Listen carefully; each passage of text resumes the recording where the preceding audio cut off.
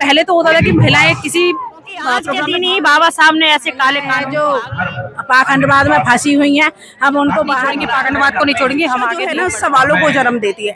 अगर शिक्षा होगी तो हमारी सोच में परिवर्तन आए। तो जब हमारी सोच में परिवर्तन आए, हमारे व्यवहार में पेशाब करे, चाहे लैट्रिन करे, चाहे कुछ भी करे, जाएंगे सीधे लेंगे, बाद में जब उनके समझ में आती है।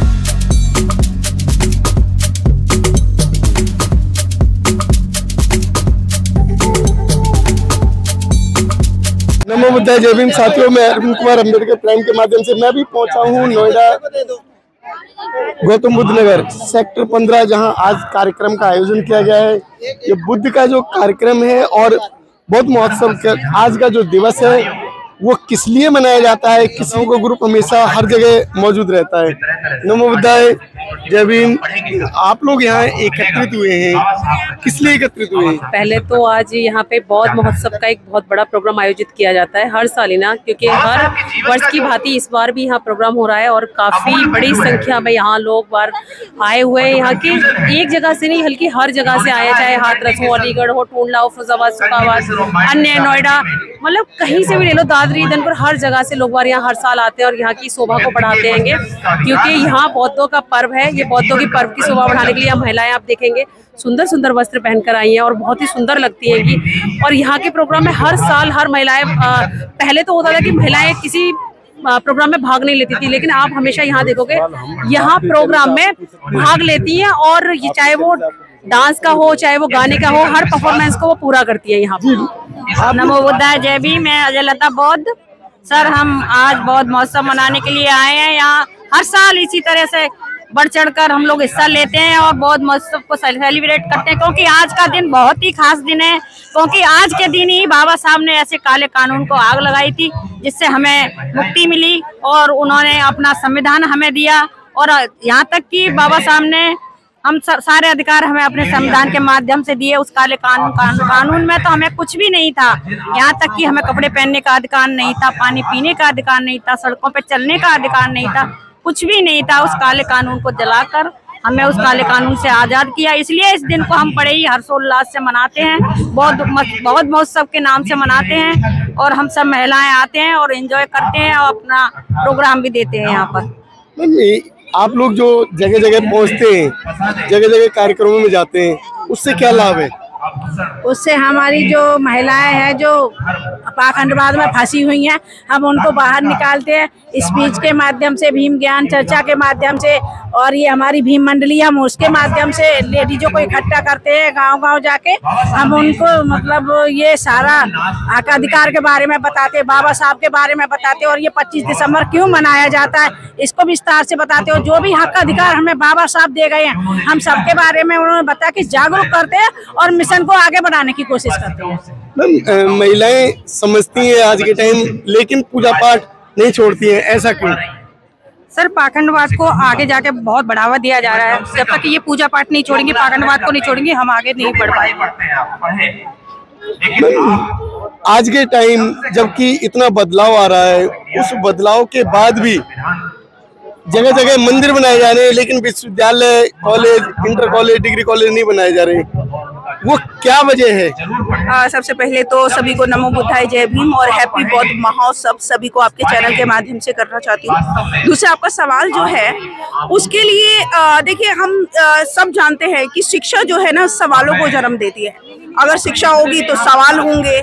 जो अभी जो भ्रष्टाचार है, जो पाखंड है, जो अंधविश्वास है, उसके बारे में हम सवाल करेंगे।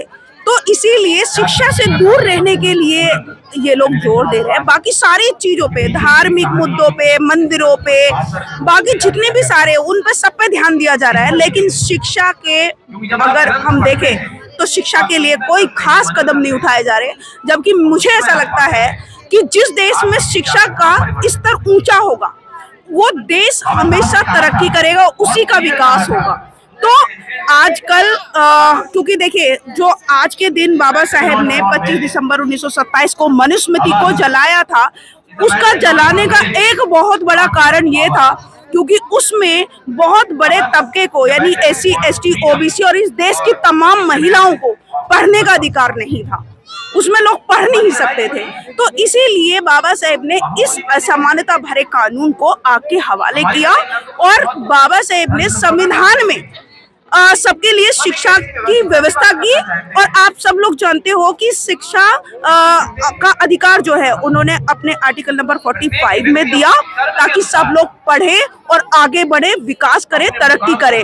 और लेकिन बहुत जो सरकार है वो कहीं ना कहीं मनुवाद को बढ़ावा देती है और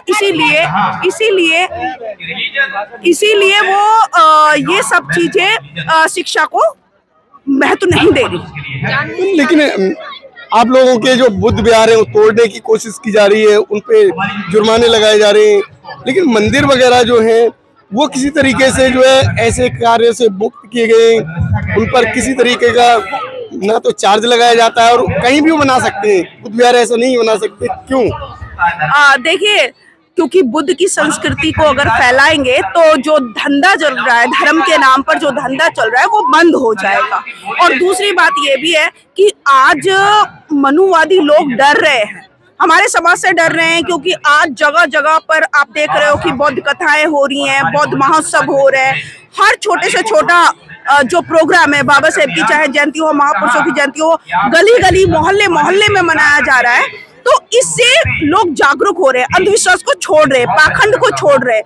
तो अब जब अंधविश्वास को छोड़ देंगे, पाखंड को छोड़ देंगे, तो उनका धंधा तो बंद हो जाएगा। इसीलिए वो बुद्ध विहारों पे या बुद्ध के धर्म को फैलाने के लिए नहीं करते, बल्कि मंदिरों को, क्योंकि उनको पता है कि मंदिरों में जो जाएगा वो अपनी बुद्धि को तो इस्तेमाल करेगा नहीं। मैं उनको पागल समझती हूँ जो मंदिरों में जाकर पत्थर की मूर्ति से भीख मांगते हैं, जबकि उनको पता है कि जब तक वो खुद काम नहीं करेंगे, जब तक वो खुद प्रयास नहीं करेंगे, उनका विकास होगा नहीं। आपके जो समाज का विकास कैसे संभव है? क्योंकि लोग आते हैं कार्यक्रम में, आने के बाद यहाँ आते हैं, घंटे 2 घंटे समझते हैं, उसके बाद घर जाके फिर भूल जाते हैं, उन्हीं आडम्बरों में फंस जाते हैं। क्या वजह है उसकी? देखिए, बहुत सारे लोग तो ऐसे नहीं हैं, मैं आपको बताऊं, बहुत सारे जो लोग इस तरह की हरकत कर रहे हैं वो आज अनभिज्ञ जरूर है, लेकिन कल उनको ज्ञान होगा। ऐसा नहीं है कि वो लोग समझ नहीं रहे। देखिए, अगर हजारों सालों की दरिंदगी को, हजारों सालों की गुलामी को यदि 200 साल में दूर कर दिया जाए तो इससे तेज प्रगति और किसी भी धर्म की हो नहीं सकती। क्योंकि आज आप देखिए कि इतने हजारों सालों से वो जो गुलामी की जिंदगी जी रहे थे, मात्र अगर मैं बात करूं संविधान के बाद की या 1932 की, क्योंकि बाबा साहेब उस दिन हमको सारे गोलमेज सम्मेलन से जो अधिकार दिलवा लेकर आए थे कि सार्वजनिक सड़कों पर हमको चलने का अधिकार मिलना चाहिए, पढ़ने का हमको मिलना चाहिए, राजनीति में हमको वोट का अधिकार मिलना चाहिए।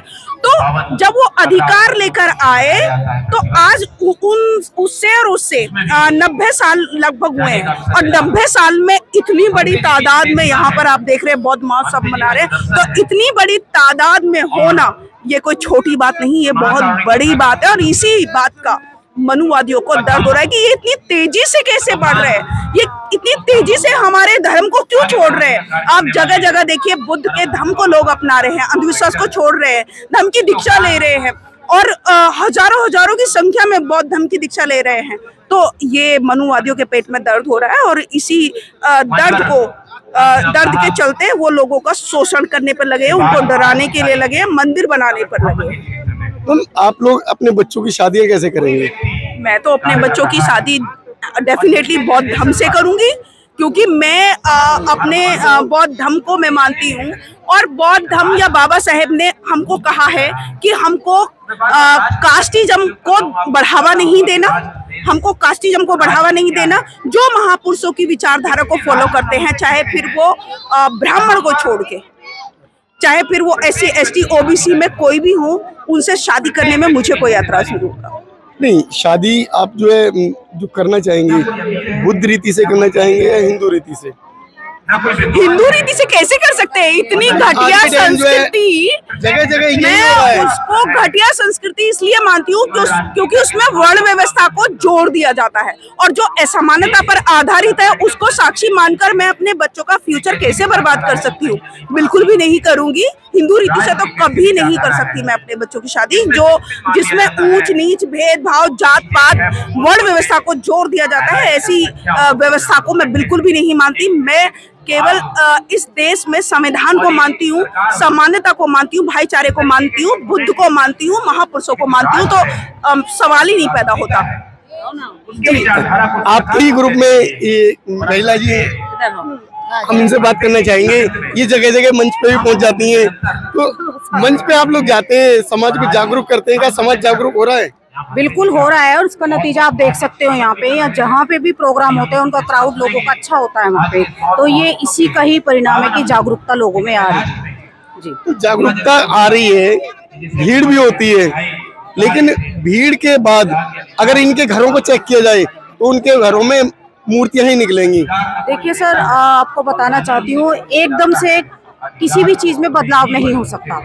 धीरे धीरे हर चीज में बदलाव होगा, क्योंकि अगर हम अपनी बात करें, हम सब भी पहले वही थे। हमने भी बहुत पूजा पाठ, बहुत सारे तीर्थ यात्राओं पे भी गए, हवन, बहुत सारी चीजें हमने भी कराई, लेकिन तब तक नहीं कराया था जब तक हमने महापुरुषों को नहीं पढ़ा था। जब हमने पढ़ा तो हमारी सोच में परिवर्तन आया, तो जब हमारी सोच में परिवर्तन आया, हमारे व्यवहार में भी परिवर्तन आया, और हमने वो सारी गलत चीजों को छोड़ दिया। क्या आप लोगों ने अपने घरों से मंदिरों पे जो सामग्री थी, मूर्तियां थी, पोस्टर थे, उन्हें हटा दिया? बिल्कुल, आप हमारा घर जाके चेक कर लीजिए, वहाँ पर सिर्फ और सिर्फ बाबा साहेब और तथागत बुद्ध मिलेंगे, बाकी कोई नहीं मिलेगा। हमारे घरों में आप जाकर चेक कर लीजिए, क्योंकि अगर हम लोग समाज में काम कर रहे हैं तो शुरुआत पहले अपने घर से होनी चाहिए, अपने आप से होनी चाहिए, क्योंकि जब हम बदलेंगे तभी हम दूसरों को बदल सकते हैं। ये समाज में जगह जगह जो है इसमें प्रताड़ित की जा रही है महिलाओं को, जगह जगह जो है रेप हो रहे हैं, उसमें सुधार कैसे आएगा? देखिए, जगह जगह जो रेप हो रहे हैं, ये तो आप, मुझे ऐसा लगता है कि ये सरकार का इसमें जो है, क्योंकि अगर पहली बार रेप होता है और सरकार कोई कड़ा एक्शन लेती है, तो मुझे ऐसा लगता है कि दूसरी बार कोई भी व्यक्ति अपराध करने से पहले 1000 बार सोचेगा। लेकिन जब उनको पता है हम चाहे रेप कर ले, हम चाहे मर्डर कर दे, तो हमारा कुछ नहीं होने वाला। जो कि आप देख सकते हो मनीषा वाल्मीकि का, जबकि वो लड़की मरते मरते बता करके गई कि किसने मेरा रेप किया, किसने मेरी हत्या करने की कोई, लेकिन वो लोग आज भी आजाद घूम रहे हैं। तो कहीं ना कहीं इसमें जो गलती मुझे लगता है कि सरकार की है इसमें। रेप की अगर आप देखो कि इस देश में छोटी बच्चियां सुरक्षित नहीं है, 2-2, 3-3 महीने की बच्चियां तक इस देश में सुरक्षित नहीं है। तो ये कहीं ना कहीं उनको बढ़ावा मिल रहा है, क्योंकि हम न्याय किससे मांग रहे हैं? न्याय किससे मांग रहे हैं? जो अन्याय हमारे साथ कर रहा है। तो मुझे नहीं लगता वो कभी हमें न्याय दे सकता है। ये जगह जगह पेशाब की जा रही है, आदमियों पे भी अत्याचार किए जा रहे हैं, उसकी क्या वजह है? उसकी तो वजह यही है, जो लोगों के साथ अत्याचार हो रहा है फिर भी नहीं सुधर रहे लोग। जब उन लोगों के साथ अत्याचार हो रहा है, अत्याचार सहने के बाद भी वो उन्हीं लोगों के बीच में घुस के बैठते हैं। वो उनके साथ चाहे कुछ भी कर लें, लेकिन वो अपने आप में हिंदू बने रहेंगे। सब कुछ पता है उन्हें, कुछ भी कर ले, लेकिन वो हिंदू है नहीं कहीं से कहीं तक। चाहे उनके ऊपर पेशाब करे, चाहे लैट्रिन करे, चाहे कुछ भी करे, जाएंगे उनके बीच में ही। वो जब कुट लेंगे, छिद लेंगे, बाद में जब उनके समझ में आती, जब आके आते हैं। ये बेटा, आप इस प्रोग्राम में आए हो, अकेले आए हो या किसी के साथ आए हो? मम्मी पापा के साथ आए। तो ये जो आज जो कार्यक्रम है, इसके बारे में जानते हो? हाँ जी। क्या है ये भीमराव अम्बेडकर का उत्सव है। किस चीज का? भीमराव अम्बेडकर का उत्सव है। ये आज 25 दिसंबर को ही क्यों किया जा रहा है?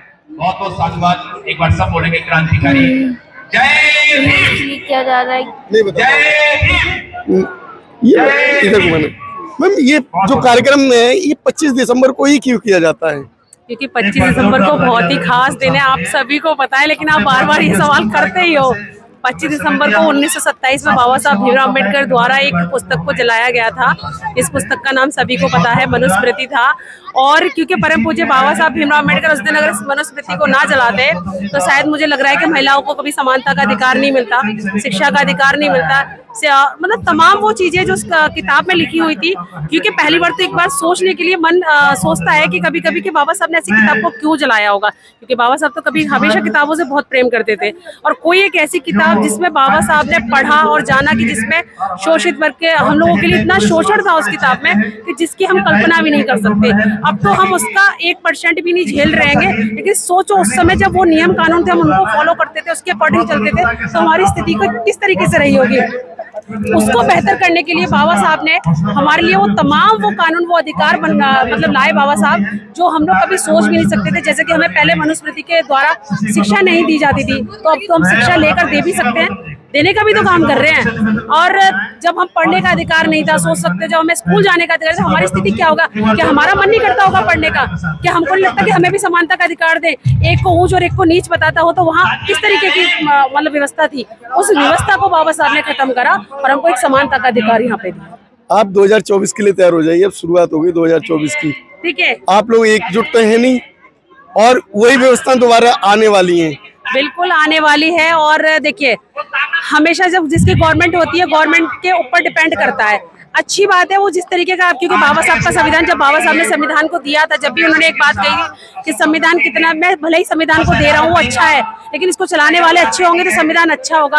और चलाने वाले अगर इसको संविधान कितना भी बुरा हो, संविधान को चलाने वाले लोग अच्छे होंगे तब भी वो अच्छा कहलाएगा। तो सोचने वाली बात है कि बात लोगों के ऊपर डिपेंड कर रही है कि वो किस तरीके से बाबा साहब के संविधान को देख रहे हैं। हालांकि अगर पूर्ण रूप से संविधान को इस भारत देश में लागू किया जाए तो मैं मानती हूँ कि इस देश में कभी किसी चीज की कमी नहीं रहेगी, ना शिक्षा की, ना न्याय की, ना स्वतंत्रता की, किसी भी चीज की कोई दिक्कत नहीं रहेगी। लोग एकजुट हो क्यों नहीं पा रहे हैं, क्या वजह है? एकजुट होते हैं एकजुट, लेकिन क्या करते हैं कि छोटे छोटे संगठन बना के अलग हो जाते हैं। ताकत बहुत है मतलब इतनी ताकत है कि 85% बहुजन है और 85% जो है बिखराव में आ गया है, चाहे वो SC हो, चाहे ST हो, चाहे OBC हो। वो क्यों जा रहा है मेरे को समझ नहीं आ रहा। बाबा साहब ने हमें इतना अच्छा धर्म दिया है, हमें कहीं जाने की जरूरत नहीं है। हमको तो धर्म को फॉलो कर लेंगे, हमारा तो उद्धार उसी में हो जाएगा। हमको कहीं जाने की जरूरत ही नहीं है, हमें मंदिरों में जाने की जरूरत नहीं है, हमें कहीं और जगह जाने की जरूरत नहीं है। आप अपने बौद्ध बिहारों में जाओ, आप बौद्ध बिहारों में भंते जी से उनको सुनिए ना, आप तथागत बुद्ध के सील को फॉलो कीजिए, आपको जरूरत ही नहीं है किसी चीज में जाने की। इतना अच्छा, इतना सुंदर आपको धर्म दिया है बाबा साहब ने। तो अगर ये दोबारा जो है वर्तमान गवर्नमेंट बन जाती है तो क्या गवर्नमेंट आपके जो सिद्धांत हैं, आपके बुद्ध विहार हैं, इन्हें छोड़ देगी? देखिए छोड़े ना छोड़े उसका पता नहीं, लेकिन एक बात तो मैं कहती हूँ कि बहुजन समाज के लोग जान तो चुके हैं और जाग भी चुके हैं। लेकिन अगर कुछ ऐसा होता है तो मुझे नहीं लग रहा कि बहुजन समाज शांत बैठेगा और इस तरीके से अपने हक अधिकारों को वो खोने देगा। क्योंकि अपने हक की लड़ाई तो वो लड़ेगा, चाहे वो बुद्ध विहार की हो, चाहे शिक्षा की हो, चाहे जॉब की हो, वो अपने हक अधिकारों को छीन के वापस जरूर लाएगा। अभी जो राज्यों में चुनाव हुए थे, चुनाव में भी ये स्थिति आई थी कि जो बहुजन एकजुट हो रहा है, लेकिन बहुजन एकजुट तो हुआ नहीं। वहाँ सरकार दूसरों ने बनाई, दूसरे लोग सरकार के रूप में आ गए और वही सरकार बनते ही जो अत्याचार शुरू हो गए। मध्य प्रदेश में जैसी कभी घटनाएं हुई हैं, तो वो बदलाव कब आएगा? उस बदलाव के लिए तो हम सभी सोच रहे हैं कि कब सरकार बनेगी, कब हमारी सरकार इस भारत देश पर राज करेगी, कब हम स्वतंत्र रूप से रह पाएंगे, कब हमको आजादी मिलेगी। आजादी तो बहुत पहले मिल चुकी है, लेकिन आज भी राजनीति की वजह से हम लोग कुछ भी नहीं कर पा रहे। राजनीति का मतलब ये है कि कहने का मतलब कि जैसे सरकार उनकी आई है, अब वो अपने नियम कानूनों को थोपते हैं, अपने तरीके से चलाना चाहते हैं। तो संविधान की बात पहले तो इस भारत देश में हो कहाँ रही है कि नहीं हो रही ना, क्योंकि संविधान के अकॉर्डिंग हम चलेंगे तभी तो कोई चीज हो पाएगी। संविधान के हिसाब से हम कहाँ चल रहे हैं, कहाँ हमारी बात हो रही है संविधान के हिसाब से। शिक्षाएं खत्म कर दी जा रही हैं, स्कूल भी बहुत कम बन पा रहे हैं।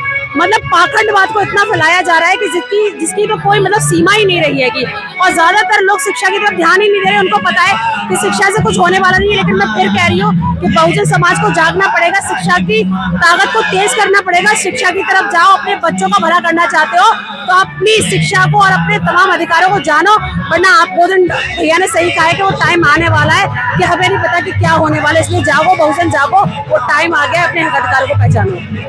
सभी को नमो बुद्धाय। इनके बारे में आप लोगों को क्या राय है, कमेंट बॉक्स में दें। हमारे चैनल को सब्सक्राइब, वीडियो को लाइक शेयर करें। शिक्षा नवोदय, जय भीम।